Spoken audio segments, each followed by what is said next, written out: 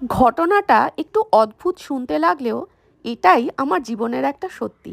আমি আমার 40 বছরের জীবনে কোনোদিনই বাবা মা দুজনকে একসাথে নিয়ে কোথাও ঘুরতে যাইনি। তার কারণ হলো আমার বাবা মনে করতো বাড়ি ফাঁকা রেখে যাওয়া মানে পুরো সম্পত্তি লুট হয়ে যাওয়া। লোকে শুনে হয়তো ভাবে বাবা জমিদারি নাকি। না না, সেরকম কিছু নয়। তবে বাবার এটা একটা ভ্রান্ত ধারণা ছিল, বাড়ি ফাঁকা রেখে এক রাতের জন্যও যদি কোথাও যাওয়া হয় তাহলে সব কিছু লুট হয়ে যাবে।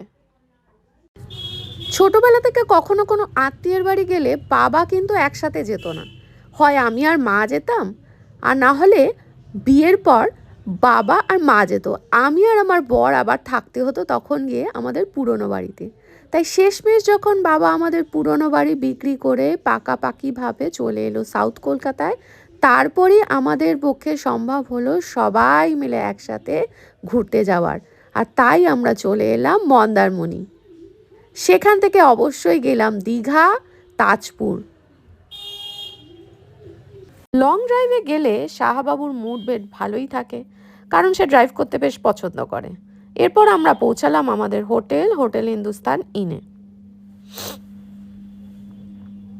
কিন্তু রুম আশপাশ দেখে শাহবাবুর বিশেষ ভালো লাগলো না। কিন্তু কারণটা কি? হোটেলটা তো বেশ ভালোই ছিল। হোটেলের প্রাইভেট সি বিচে বাচ্চা এরম গাড়ি চালাচ্ছে, বউ সকাল সকাল মর্নিং ওয়াক করছে ইন দ্য সি বিচ, মন আরো ফুরফুরে হচ্ছে। তারপরেও ভালো লাগছে না হোটেল, কি কারণ সেটার?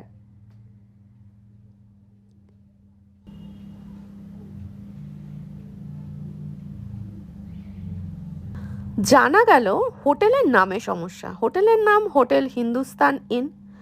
উনি মনে মনে সেটাকে কলকাতা এলগিন রোডের HHI এর সাথে কম্পেয়ার করে বসে আছেন।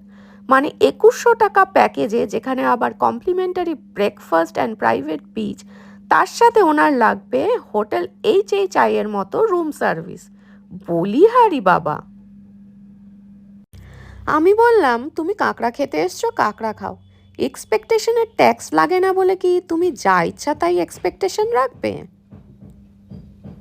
আমি এরকম বলেছি বলে ও ইচ্ছা করে কুকুরটাকে আমার গায়ে লেলিয়ে দিল।